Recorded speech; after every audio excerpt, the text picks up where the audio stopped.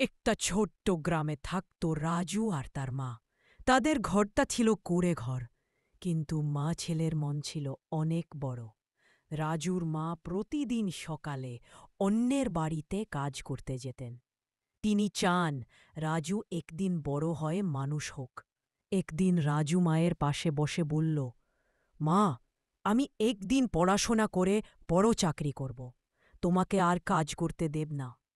মা হেসে বললেন, তাই বাবা, মন দিয়ে পড়ো, আমি তোমার ওপর ভরসা রাখি। কিন্তু একদিন মা অসুস্থ হয়ে পড়লেন। রাজু খুব চিন্তায় পড়ে গেল। এখন কে কাজ করবে, কে তাদের খাবার জোগাবে? রাজু ছোট হলেও হাল ছাড়ল না। সে সকালে কাজ করত, বিকেলে পড়াশোনা করত, রাতে মাটির প্রদীপের আলোয় বই খুলে বসত। দিন কেটে গেল, মাস কেটে গেল। রাজুর পরিশ্রমে সে ভালো রেজাল্ট করল। কয়েক বছর পরে শহরে চাকরি পেল। রাজু মাকে নিয়ে নতুন পাকা বাড়িতে উঠল। মা খুশিতে চোখে জল নিয়ে বললেন, আমার রাজু সত্যিই বড় মানুষ হয়েছে। সঙ্গীত ধীরে বেড়ে যায়, উষ্ণ আবহ।